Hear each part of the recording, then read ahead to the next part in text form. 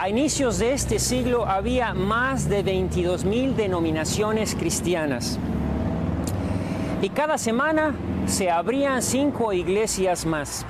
Así que pueden ustedes calcular cuántas iglesias habrá para el día de hoy. Por un lado vemos que estas divisiones son un escándalo.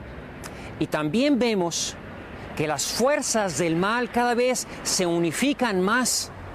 Y cuando uno quiere oponerse a ellas, resucitan como un dragón cada vez más peligroso de 7 cabezas. Materialismo, ateísmo militante, cultura de la muerte, indiferentismo, sincretismo. Todos unidos para borrar el bendito nombre de Dios.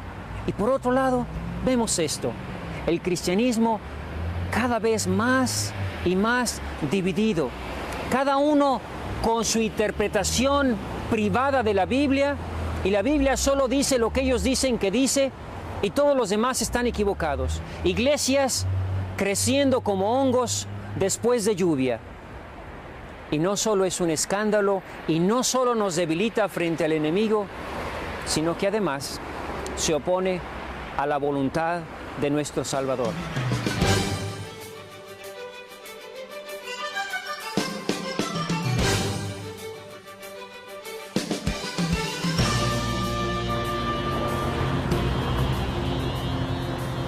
La división de los cristianos no solo es un escándalo y nos debilita frente a las fuerzas del mal, sino se opone a la voluntad de nuestro Salvador. Cristo quiere la unidad y lo dejó muy claro en la Biblia. Padre, que todos sean uno. Como tú, Padre, estás en mí y yo en ti, que ellos también sean uno como nosotros. Y lo repite, que sean como nosotros uno, para que sean, vuelve a decirlo, perfectamente uno, en el capítulo 17 de San Juan, y ya lo había dicho antes, y habrá un solo rebaño y un solo pastor. Y hay muchos que quieren negar a la Iglesia Católica el nombre de cristiana, pero yo digo, ¿quiénes son los que no son cristianos? ¿Los que buscamos la unidad que Cristo quiere o aquellos que se oponen a la voluntad del Señor? Los que dividen la Iglesia de Cristo, los que separan la Iglesia de Cristo, son los que no son verdaderos cristianos. Entre toda esta confusión, entre todo este abanico de posibilidades, ¿cuál es la verdadera Iglesia de Cristo? Acompáñenos, amigos, en este programa En Busca de la Iglesia de Cristo.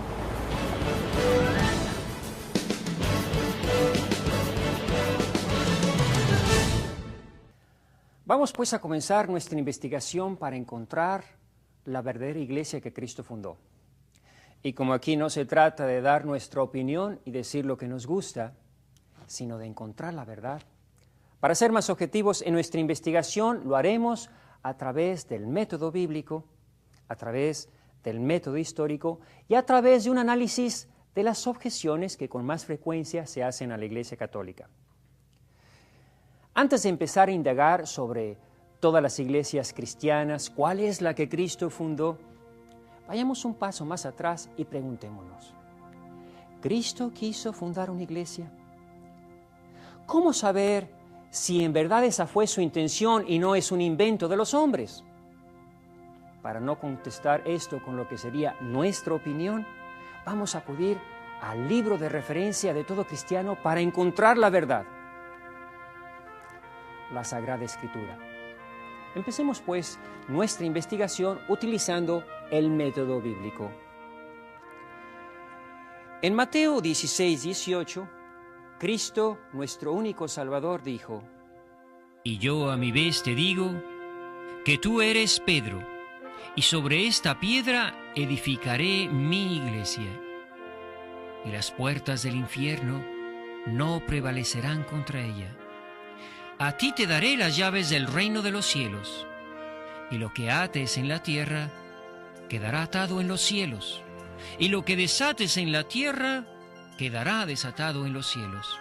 Sobre esta piedra edificaré mi iglesia. 3 cosas hay que aclarar aquí.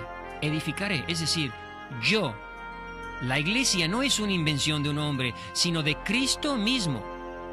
Aquí Él mismo se define como el constructor de su iglesia. Segundo, una sola, en singular.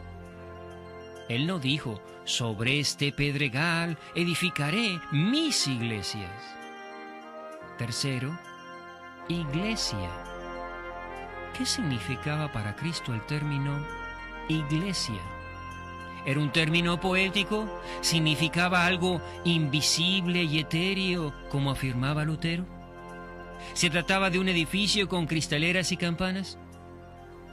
Para entender el concepto que Cristo mismo tenía cuando hablaba de iglesia, vamos a revisar lo que nos dice el Antiguo Testamento, porque Cristo entendía por iglesia lo mismo que el pueblo de Israel había entendido al respecto por siglos desde los inicios. Quiero que vean la siguiente tabla, porque vamos a comparar los conceptos que Yahvé manejaba en el Antiguo Testamento con los conceptos que Cristo utilizó en el Nuevo Testamento. Cajal, eclesia, iglesia. La antigua alianza, la nueva alianza. 12 tribus, 12 apóstoles. Jefes y ancianos como autoridad, apóstoles. Moisés, Pedro. Israel, pueblo de Yahvé, nuevo pueblo de Dios. Reino, reino.